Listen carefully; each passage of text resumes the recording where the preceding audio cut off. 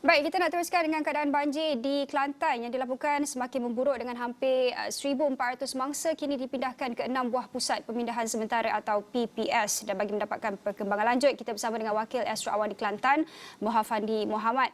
Fandi, kalau lihat kepada cuaca keadaan di sana bagaimana ketika ini dan bagaimana mangsa-mangsa yang dipindahkan atau ada lagi mangsa yang masih lagi belum dipindahkan?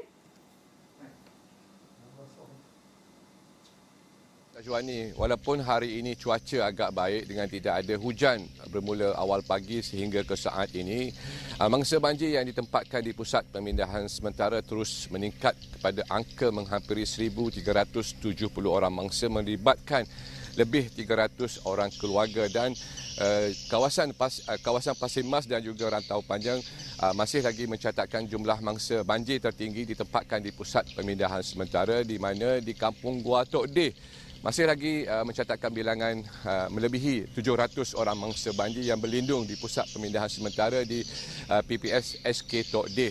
Hasil pemerhatian saya semalam, saya mendapati di pusat pemindahan sementara di SK Tok Deh itu agak sesak sedikit apabila sebahagian besar keluarga dan juga mangsa banjir berlindung di penempatan sementara itu ataupun di PPS sementara itu. Ini kerana hanya PPS SK Tok Deh yang paling hampir untuk penduduk berpindah dan manakala pusat pemindahan sementara yang lain agak jauh.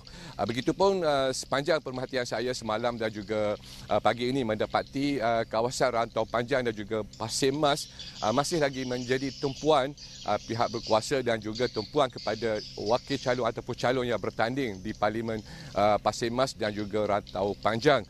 Mereka turut sama menyantuni mangsa banjir di pusat pemindahan sementara dan turut menghulurkan bantuan barangan keperluan dan juga makanan. Apapun seperti yang dinasihatkan oleh pihak berkuasa terutamanya Jabatan Bomba dan Penyelamat Kelantan, mereka meminta supaya calon ataupun parti politik yang melakukan kempen di kawasan bencana ini supaya mematuhi SOP dan juga memberi keutamaan kepada mangsa banjir dan juga pasukan keselamatan. Dan untuk makluman Syazwani juga, pada hari ini paras air atau paras bacaan Sungai Golok di Rantau Panjang agak menurun sedikit berbanding bacaan pagi tadi. Kalau pagi tadi sekitar 9.95, pada saat ini sekitar jam 10 pagi bacaannya telah pun menurun kepada 9.90. Dan sudah pasti Syazwani, aliran air Sungai Golok itu akan tertumpu di kawasan Pasir Mas dan juga Tumpat, Syazwani. Okay, Fandi, bagaimana pula keadaan mereka yang dipindahkan di PPS itu ketika ini? Adakah kita tahu ini adalah kejadian kedua dalam masa beberapa bulan? Bagaimana keadaan mereka ketika ini? Saya melihat mereka sebenarnya dalam keadaan yang sudah orang kata seolah-olah macam berputus asa, dan pada masa yang sama mereka terpaksa pasrah dengan situasi yang melanda. Gelombang pertama pada bulan Februari lepas telah menenggelamkan sebahagian besar rumah penduduk di kampung Tersang, Kursang, Gua Tok Deh, Padang Licin dan sebagainya. Dan kali ini beberapa hari lepas peningkatan paras air yang agak drastik itu telah menyebabkan sebahagian besar pekarangan rumah mereka ditenggelami air, namun tidak seteruk ataupun tidak separah pada bulan Februari yang lepas. Saya melihat kesiapsiagaan penduduk juga tinggi di mana mereka tidak lagi menunggu di saat akhir, mereka tidak lagi orang kata melihat peningkatan paras air, sebaliknya mereka bertindak untuk berpindah awal kerana mereka tahu sekiranya mereka berpindah pada waktu malam ataupun berpindah pada saat akhir akan menyukarkan pasukan keselamatan untuk membawa mereka keluar daripada rumah mereka ataupun dari kawasan yang terperangkap itu. Apapun saya melihat kesiapsiagaan pihak berkuasa termasuklah pihak polis, ATM dan juga Jabatan Bomba amat tinggi pada kali ini. Mereka bukan saja menunggu panggilan kecemasan daripada masa banjir untuk dipindahkan, sebaliknya mereka telah pun menghantar terlebih awal pegawai dan juga anggota ke kawasan panas bagi melihat situasi dan juga memberi amaran kepada penduduk supaya berpindah.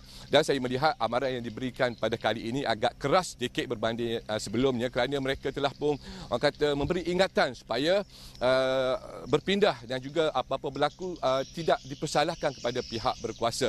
Apapun proses perjalanan operasi pemindahan mangsa banjir menggunakan aset bot dan juga lori berjalan dengan baik, walaupun kita tahu beberapa jalan kampung di kawasan Rantau panjang itu tidak boleh dilalui oleh kenderaan ringan, namun aset yang ada mencukupi untuk memindahkan mangsa banjir ke pusat pemindahan sementara. Dan hari ini Syazwani, saya akan memberikan tumpuan di kawasan Parlimen Pasir Mas kerana beberapa kampung di sana telah pun digenangi air, di mana kampung Kiambang, kampung Meranti khasnya telah pun menyaksikan beberapa buah keluarga telah pun dipindahkan ke pusat pemindahan sementara. Jika dilihat kepada situasi air pada kali ini, di belakang saya ini Sungai Kelantan, pergerakan air daripada sebelah pendalaman agak perlahan sedikit ini mungkin disebabkan kerana tidak berlaku hujan di kawasan pedalaman sama ada di Gua Musan, di Kuala Lipis ataupun di kawasan Tanah Merah. Apapun cuaca pada kali ini sukar diramal, sukar dijangkakan. Peningkatan paras air juga berlaku dengan begitu mendadak seperti yang didakwa oleh penduduk beberapa hari yang lepas. Apapun kesiapsiagaan penduduk dan juga pihak berkuasa pada bencana kali ini berada pada tahap yang tinggi sebenarnya, Syazwani. Okey, baik. Terima kasih Fandi atas laporan awal itu.